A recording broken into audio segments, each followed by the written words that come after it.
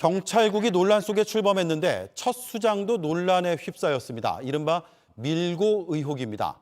과거에 노동운동을 같이 하던 동료를 밀고 한 대가로 경찰의 특채로 들어왔다는 게 의혹의 핵심입니다. 오늘 청문회에 나온 윤익은 경찰청장 후보자는 알지 못한다며 행안부와 논의를 해보겠다고 했습니다. 청문회는 조금 전에 끝났습니다. 보고서 채택은 불발됐습니다. 홍지훈 기자입니다. 윤익은 경찰청장 후보자 인사청문회에서 김순호 초대 경찰국장에 대한 자격 논란이 불거졌습니다. 1980년대 후반 인천 부천 민주노동자회인 인노회 조직원으로 활동하다 1989년 잠적했는데 그해 8월 경장특채로 경찰이 됐습니다. 잠적 기간에 인노회 회원들이 줄줄이 구속된 점 등에 미뤄 밀고와 특채 사이 연관성을 의심받고 있습니다.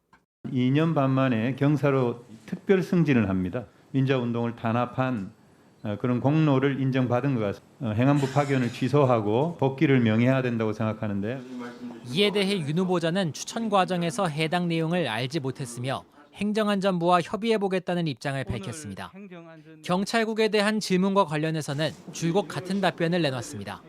경찰국을 설치하려는 취지는 제가 이해하건대 경찰에 대한 민주적 통제 방안의 일환으로 검토되는 것으로 알고 있습니다. 법적 절차도 문제가 없다고 답했습니다. 시한을 포함한 그런 경찰국이 아니기 때문에 시행령으로 가능하다고 법제처에서도 해석을 하는 것으로 저는 분명히 그렇게. 협의 없는 강행이라는 야당의 지적에는 경찰의 목소리를 전하기 위해 최선을 다했다고 반박했습니다.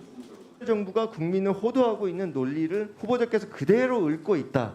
그렇게밖에 생각이 안 됩니다. 정부의 논리 그대로. 지난 6월 경찰청장 사퇴로까지 이어졌던 치안감 인사 파동을 두고서는 치안정책관 개인의 실수라며 행안부와 같은 입장을 내놨습니다. 치안감 인사는 번복이 아니고요. 장관의 재청권을 보좌하기 위해서 본인이 건의안을 만들었다. 이렇게 얘기를 하고 있습니다. 전국 서장회의를 주최한 류사명 총경에 대한 대기 발령을 두고서는 진행에 위법 우려가 있어 특단의 조치를 한 것이라고 설명했습니다.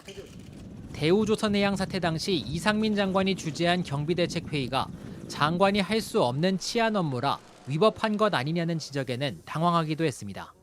직무 대행하는 상황에서 사실은 냉정하게 이런저런 깊이 있는 판단을 못한 건 맞습니다. JTBC 홍지용입니다.